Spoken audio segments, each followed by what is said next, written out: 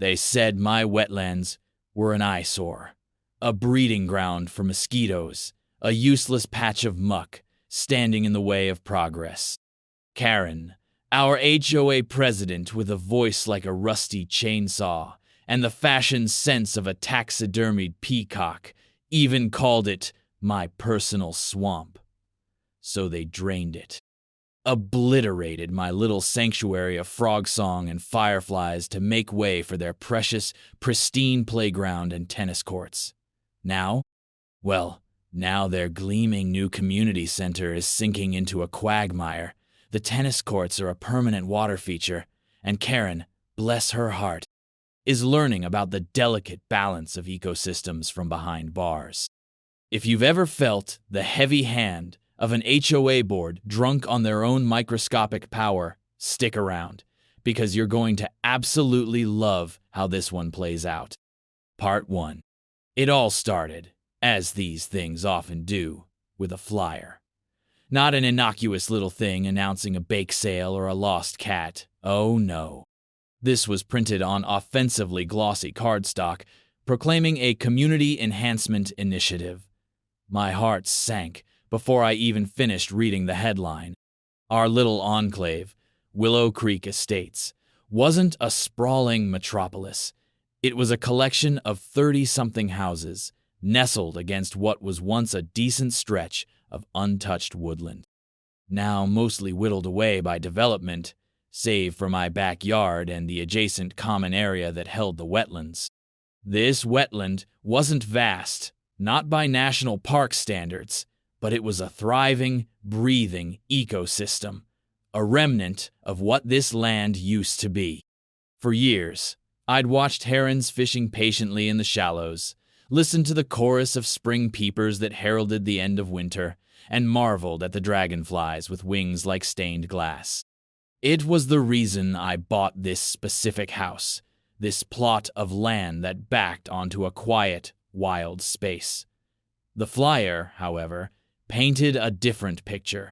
It spoke of underutilized space and the need for family-friendly amenities.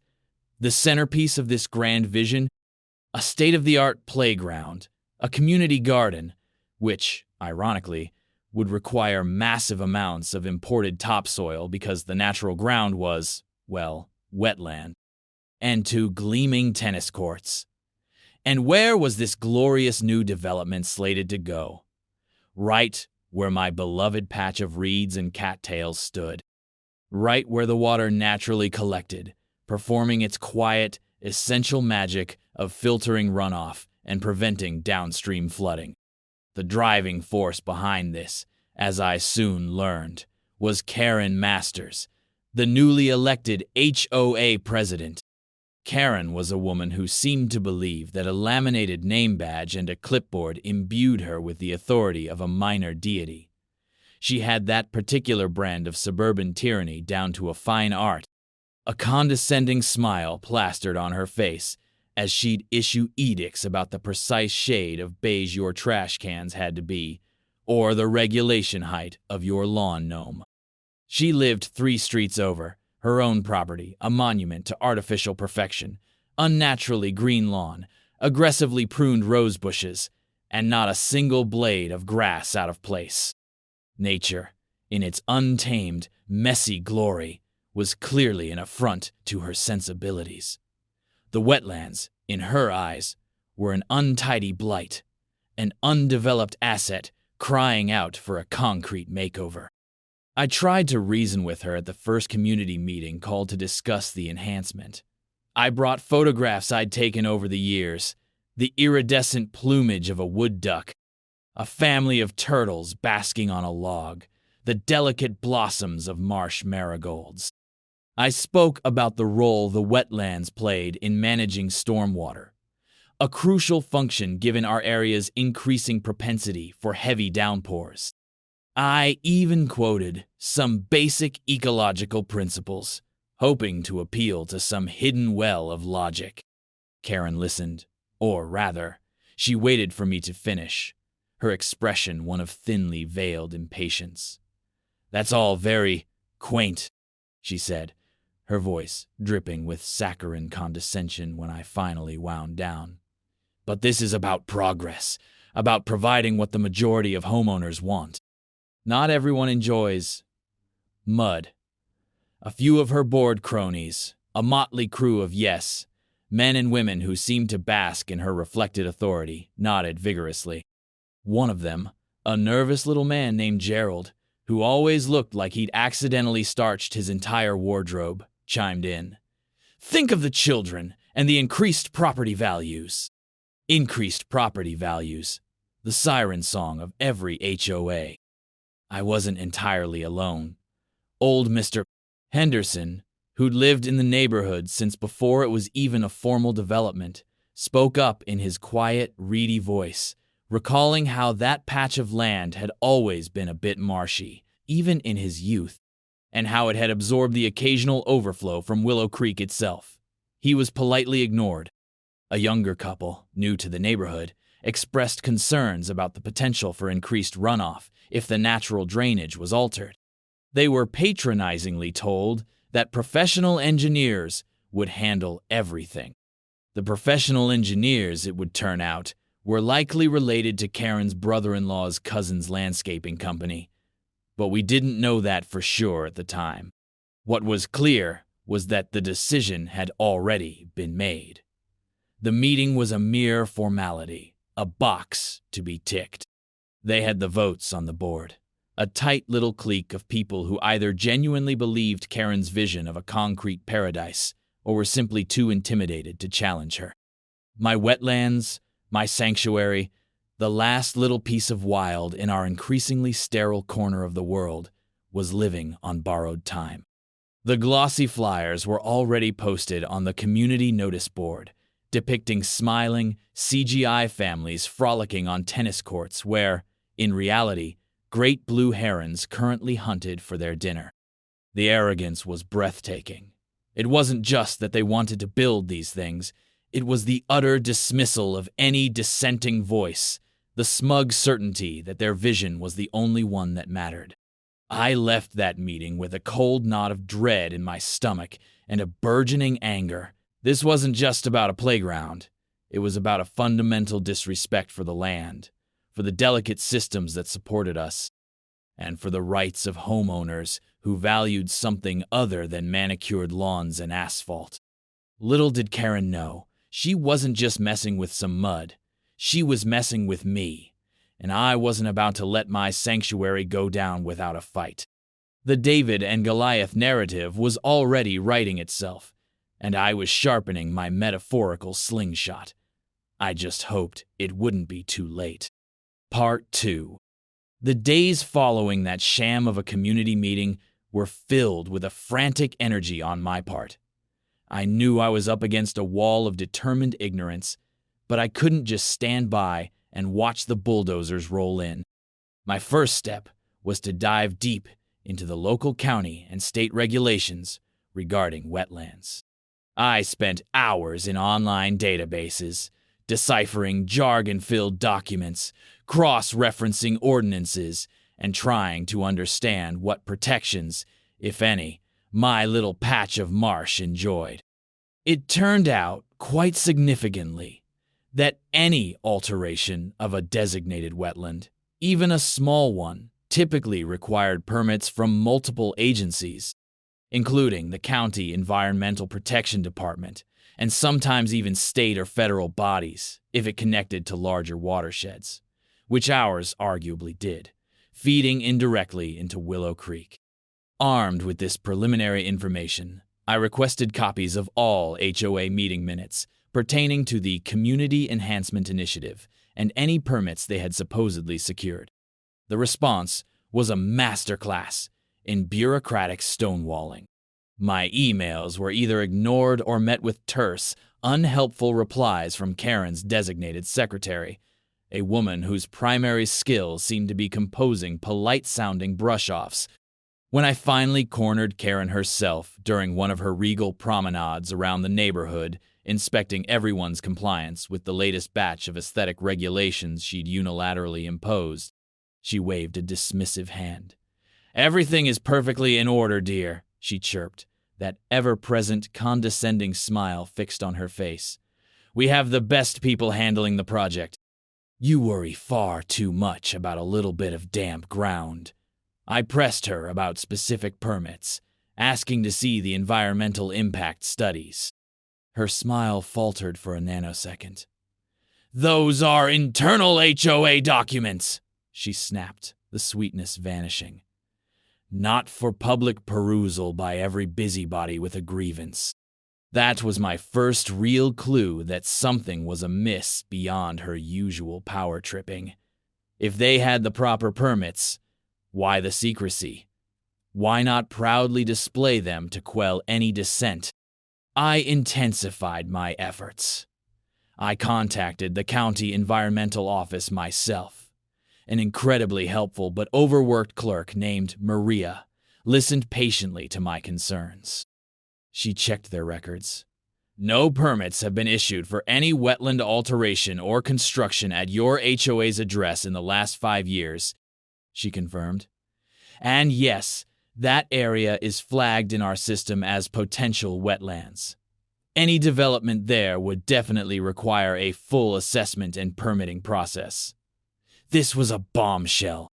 Karen and her board were planning to proceed without, or perhaps in blatant disregard of, legal requirements.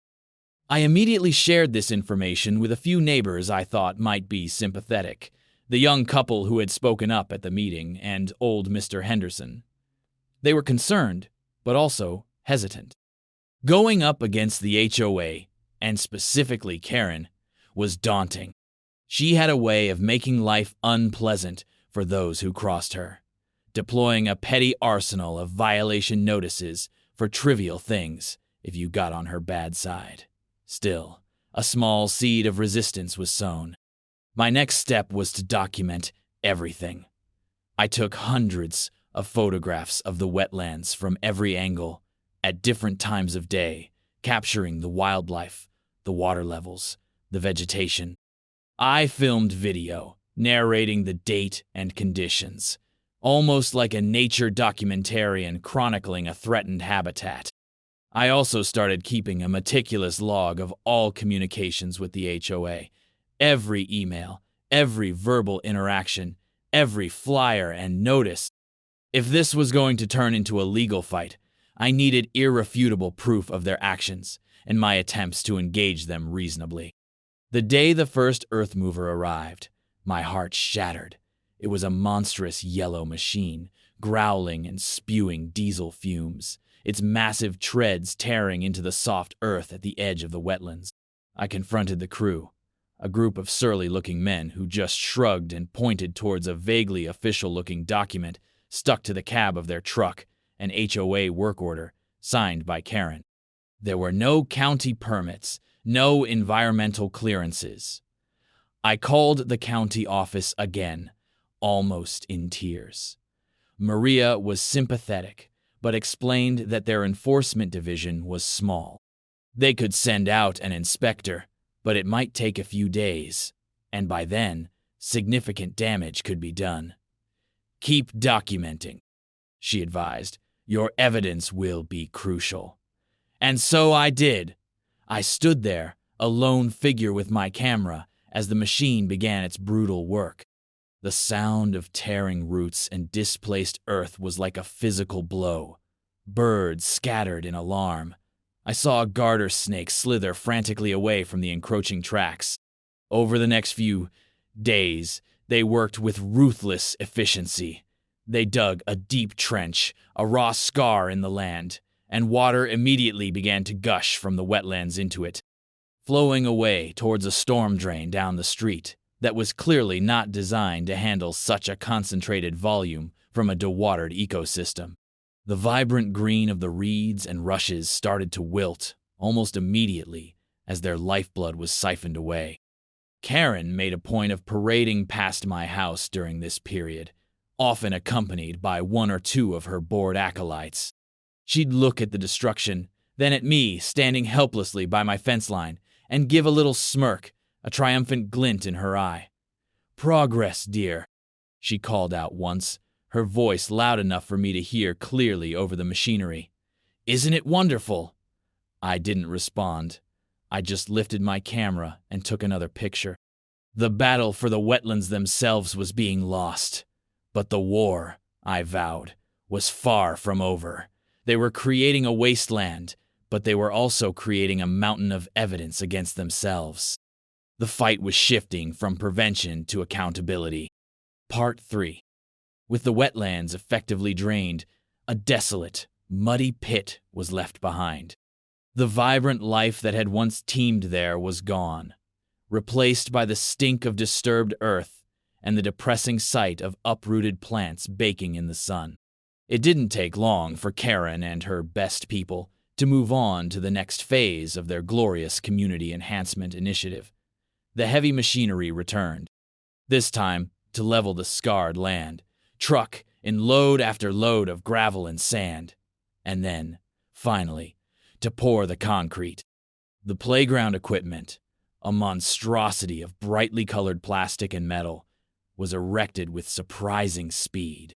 Swings that would never feel the dappled shade of willow trees, a slide that overlooked a barren expanse instead of a bustling pond. Then came the tennis courts, two perfect rectangles of green asphalt, surrounded by high chain-link fences. Lastly, the foundation for the new, modest community center, envisioned as a place for HOA meetings and small social gatherings, was laid right on the edge of where the deepest part of the wetland had been. Karen was insufferable during this period. She conducted impromptu tours for any resident she could corral, pointing out the features with the pride of a pharaoh showing off a newly completed pyramid. "See?" she'd exclaim, gesturing grandly. "Value, recreation, this is what a proactive HOA does for its community." She'd conveniently ignore the fine layer of dust that now constantly settled on everyone's cars and windows from the construction, or the way the air now felt drier, harsher, without the mitigating humidity of the wetlands. She even had a small, rather tacky brass plaque made, intended for the entrance of the yet-to-be-completed community center. End of quote. The Willow Creek Recreational Annex. A testament to community vision. Visionary indeed. Meanwhile, my efforts to find allies were slowly bearing fruit. The young couple, Sarah and Tom, who had voiced concerns at the initial meeting, became more actively involved after witnessing the blatant disregard for procedure and the rapid destruction. Sarah, it turned out, had a cousin who was an environmental lawyer. While her cousin couldn't take our case pro bono due to geographical distance, she offered invaluable advice on how to structure our complaints and what kind of evidence would be most compelling. Old Mr. Henderson, though physically frail, possessed a sharp mind and an even sharper memory.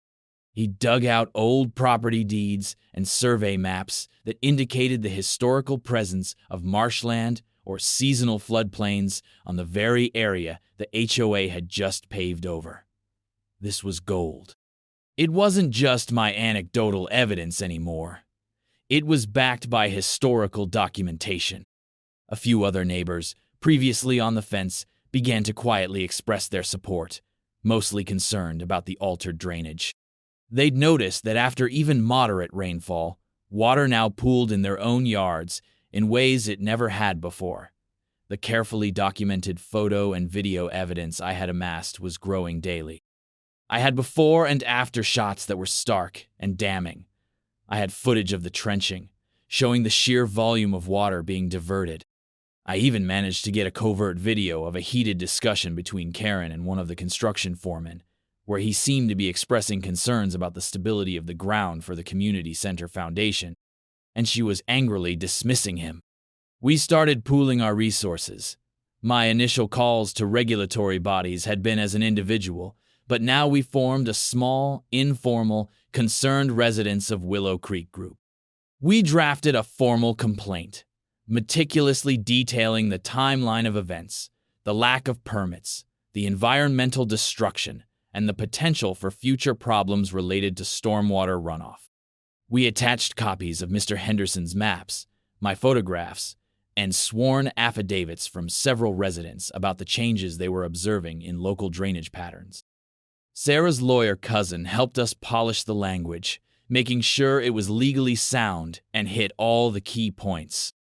We sent this package, certified mail with return receipt requested, to the County Environmental Protection Department, the county commissioners, the State Department of Environmental Quality, and even, on a long shot, the regional office of the Army Corps of Engineers, as some wetlands fall under their jurisdiction if connected to navigable waters, however tenuously. We knew it was a slow process, but the official gears were beginning to turn, largely thanks to the comprehensive evidence. The initial responses were acknowledgments of receipt, followed by requests for more information, site visits being scheduled. Karen, of course, tried to spin these inquiries as routine checks, assuring the wider community in a hastily composed newsletter that the HOA was fully cooperating with all regulatory bodies, and that these were just formalities instigated by a few disgruntled individuals. Disgruntled, perhaps, but also armed with facts. As summer wore on, the new amenities sat largely unused.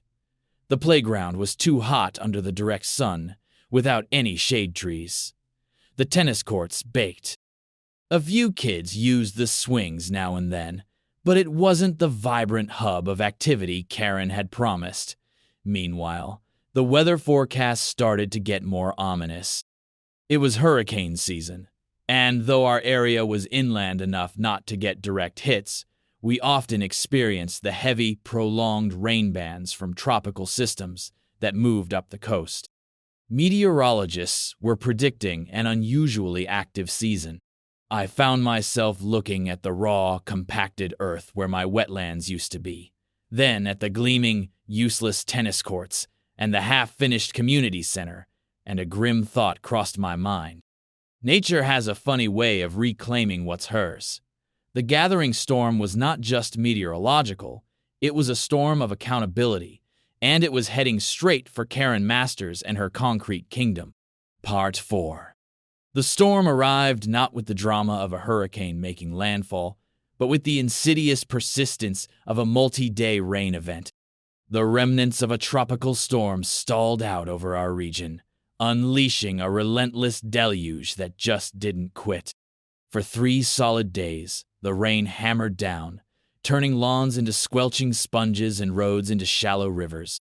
In the past, our little wetland area would have been working overtime, acting like a natural basin, soaking up the excess water, filtering it, and releasing it slowly.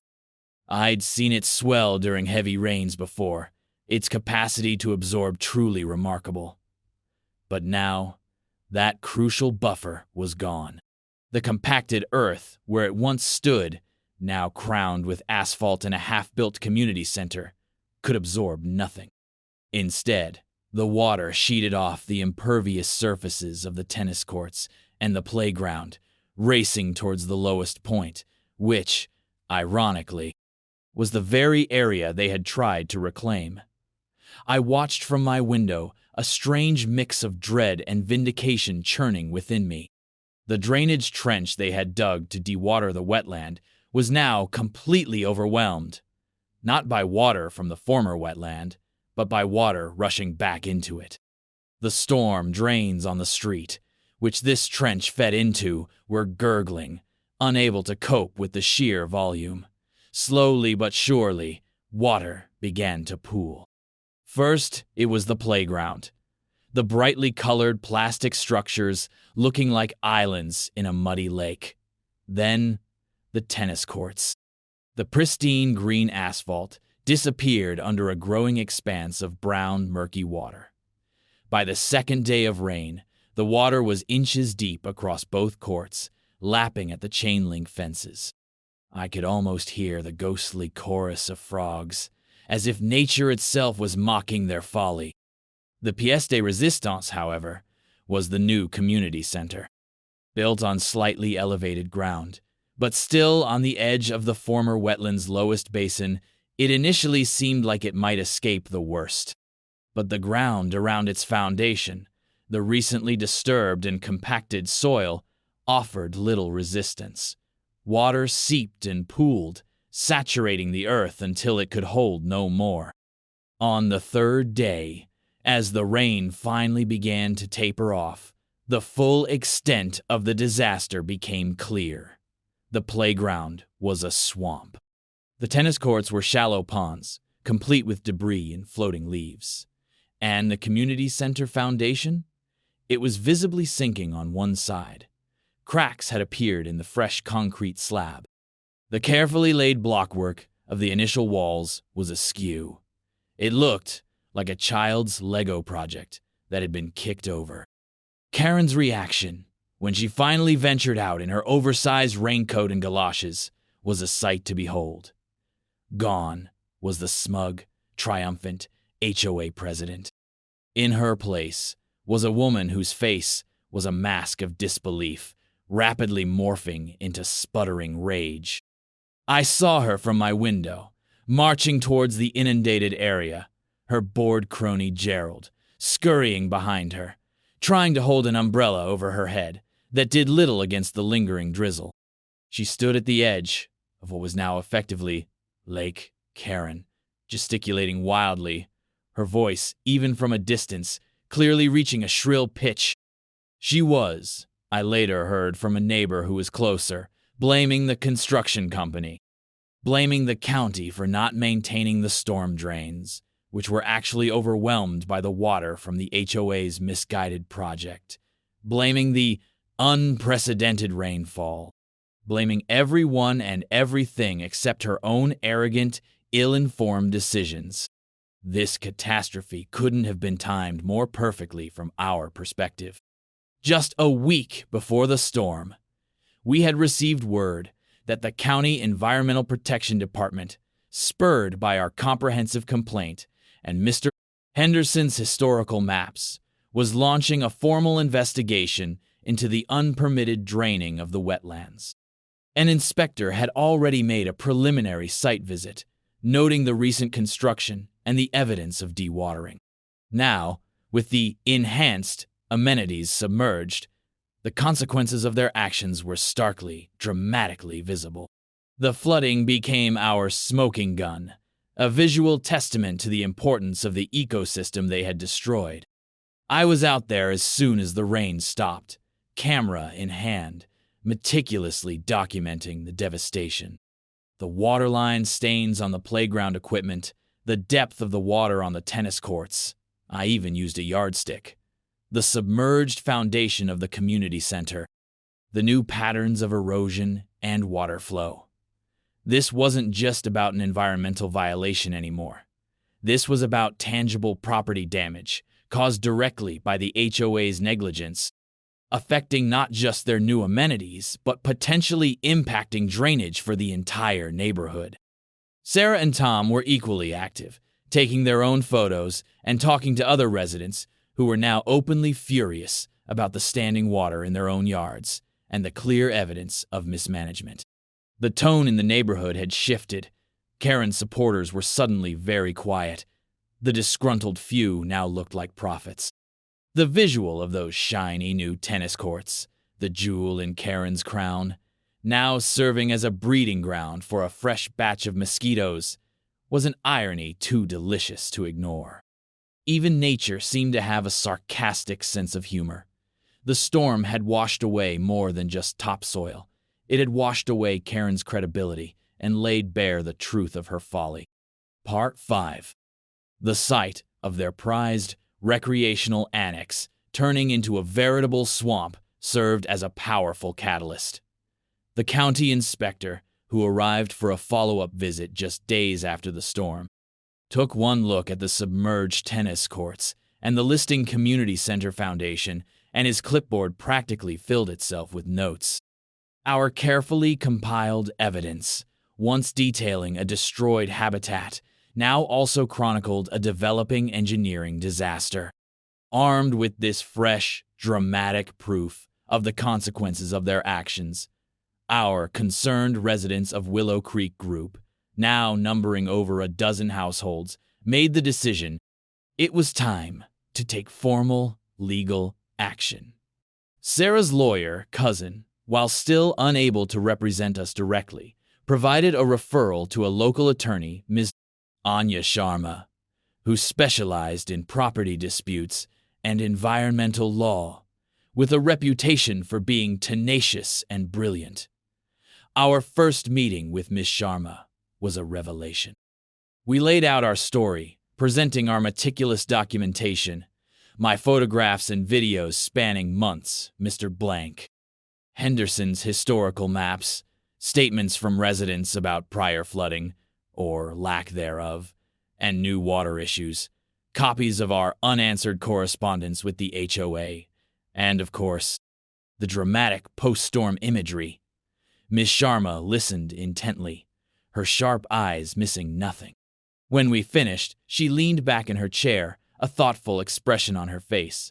"This isn't just an environmental case anymore," she stated calmly. "This is negligence, breach of fiduciary duty by the HOA board, potential unpermitted development leading to property damage, and a clear misuse of HOA funds." Karen Masters and her board didn't just destroy a wetland, they created a liability for every single homeowner in this association. Her words were like a balm to our frustrated souls. Finally, someone in a position of authority understood the full scope of the issue. Ms. Sharma advised us to file a lawsuit against the HOA and, critically, against Karen Masters and the other culpable board members individually. Naming them personally, she explained, would pierce the veil of HOA immunity if we could prove gross negligence or actions outside the scope of their authority, which seemed increasingly likely given the lack of permits and the willful disregard for warnings.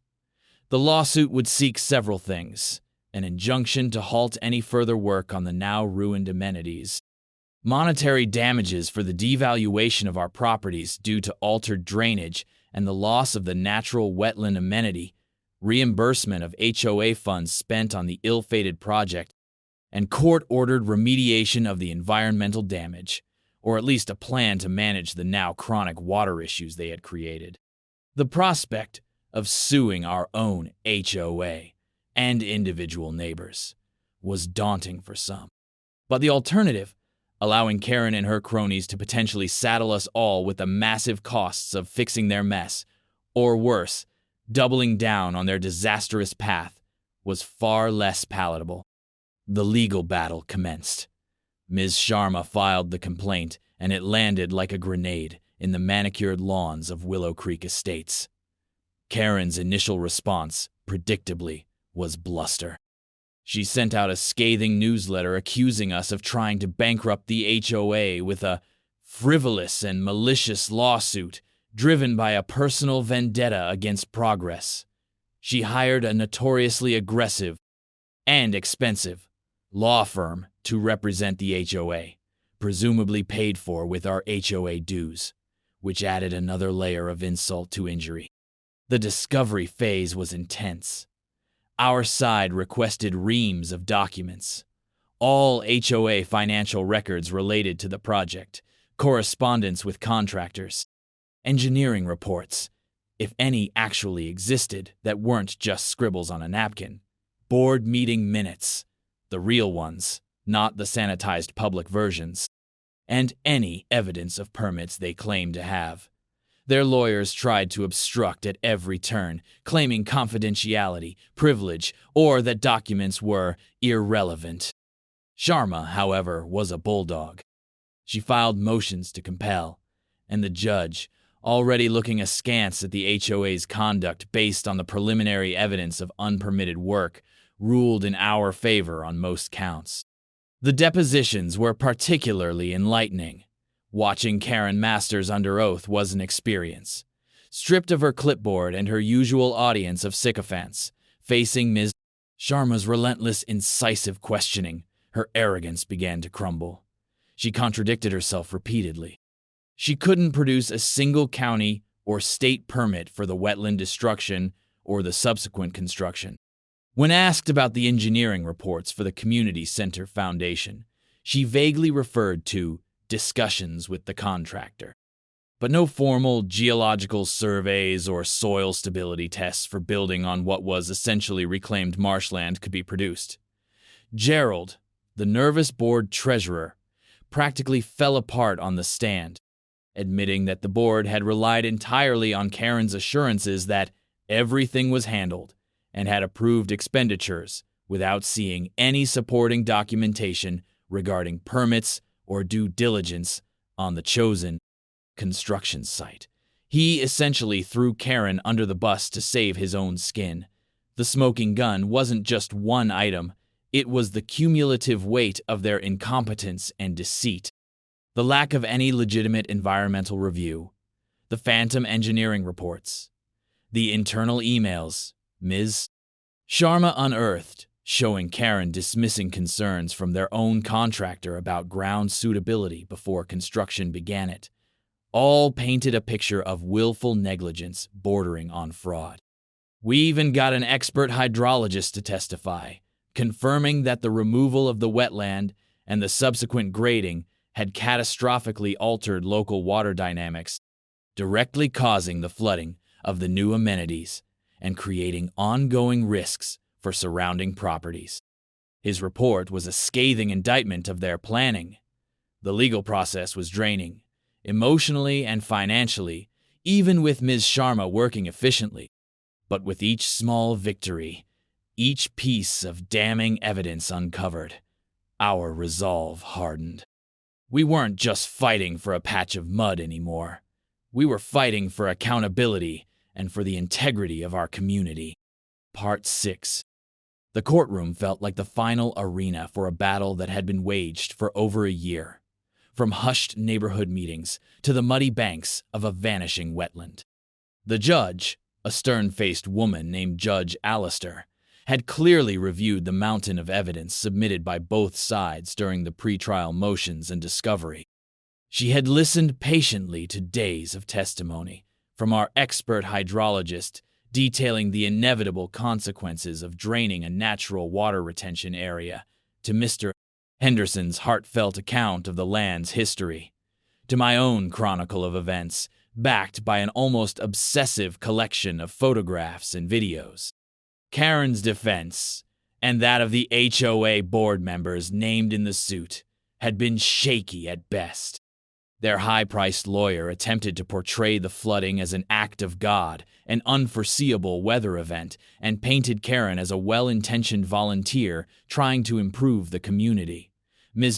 Sharma, however, systematically dismantled this narrative. She presented the meteorological data, showing that while the storm was heavy, it wasn't unprecedented, and that properly engineered systems, especially those incorporating natural wetlands, are designed to handle such events. She highlighted the internal contractor emails, where Karen had explicitly ignored warnings about ground instability. She emphasized the complete absence of legally required permits for wetland alteration, which wasn't an oversight but a deliberate choice to bypass regulatory scrutiny. The climax of the trial, for me, was when Ms. Sharma displayed a time-lapse sequence of my photographs, the vibrant wetland teeming with life, then the arrival of the excavators, the digging of the drainage trench, the barren, muddy pit, the construction of the tennis courts and community center, and finally, the dramatic images of those same amenities submerged, their bright colors muted by muddy water. The visual story was undeniable. You could almost feel the collective intake of breath in the courtroom. Karen, sitting at the defendant's table, looked pale and drawn. Her usual imperious demeanor had vanished, replaced by a pinched, anxious expression. The judgment, when it came, was a sweeping victory for us. Judge Allister found the HOA, and specifically Karen Masters and 2 other board members who had been most active in pushing the project through, grossly negligent. She ruled that they had breached their fiduciary duty to the homeowners by undertaking a major construction project without due diligence, without required permits, and in direct opposition to common sense environmental practices. The HOA was ordered to pay substantial damages to the plaintiffs for the impact on our property values and the ongoing issues with water runoff. They were also mandated to allocate funds, a significant sum, towards a remediation plan to be developed by independent environmental engineers, focusing on mitigating the now chronic flooding issues. This might not mean recreating the exact wetland, as some damage is irreversible, but it would involve creating engineered retention ponds and swales to try and replicate some of its lost function. The shiny, new, and now ruined tennis courts and community center, they were deemed a total loss, a monument to the HOA's folly, and no further HOA funds were to be spent on their repair without a complete reevaluation and proper permitting, which seemed unlikely ever to happen. But the story didn't end there. Judge Allister, in a move that surprised many but was cheered by our contingent, referred Karen Masters' specific actions, the deliberate circumvention of environmental laws, the potential falsification of information provided to contractors or the board, implied by the missing permits and ignored warnings, to the district attorney's office for investigation of possible criminal charges. Apparently, destroying protected wetlands and knowingly misleading your community into a multi-$100,000 disaster can have consequences beyond civil penalties. A few months later, after a separate investigation by the DA, Karen Masters was indicted.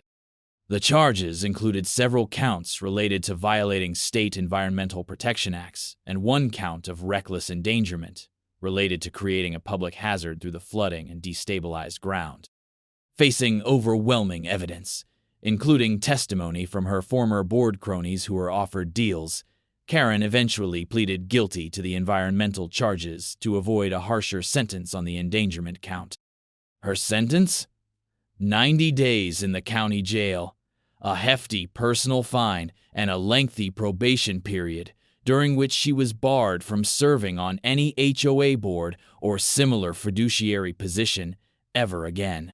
Seeing Karen Masters, the woman who had imperiously dismissed my personal swamp, actually handcuffed and led away, was a moment of profound, almost surreal vindication.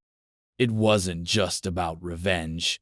It was about justice, about the system finally recognizing the severity of her arrogance and the damage it caused. The aftermath in Willow Creek Estates has been interesting. The HOA is now under new management, a rather shell-shocked interim board trying to pick up the pieces and navigate the financial and logistical nightmare Karen left behind. Our dues have gone up to cover the legal fees and the mandated remediation work, which nobody is happy about, but at least the money is now being spent on trying to fix a problem rather than create new ones. The ruined tennis courts and the sinking community center stand as a constant, soggy reminder of the whole debacle. They are slowly being reclaimed by opportunistic weeds and, yes, a growing population of frogs who seem to appreciate the new, albeit unintended, water features. There's a dark humor in seeing them there, a sort of natural justice. The remediation plan is still in development, but there's talk of creating a series of smaller, interconnected rain gardens and a vegetated swale system where the old wetland and the disastrous wreck annex once stood. It won't be the same as my old sanctuary, but it's a step towards acknowledging the land's natural tendencies. As for me, I still miss the unique wildness of the original wetlands. But there's a deep satisfaction in knowing that we fought back, that we stood up to ignorance and arrogance, and that, in the end, the truth and a little bit of nature's fury prevailed. The frogs may have a slightly different tune now, more of a told you so ribbit, but I'll take it. And if you're out there dealing with your own version of a Karen and a power-mad hoe, remember this story. Document everything, find your allies, and don't be afraid to stand up for what's right. Sometimes, the swamp fights back in the most unexpected and satisfying ways. Drop a comment if you've had your own HOA battles. I'd love to hear I'm not alone in this.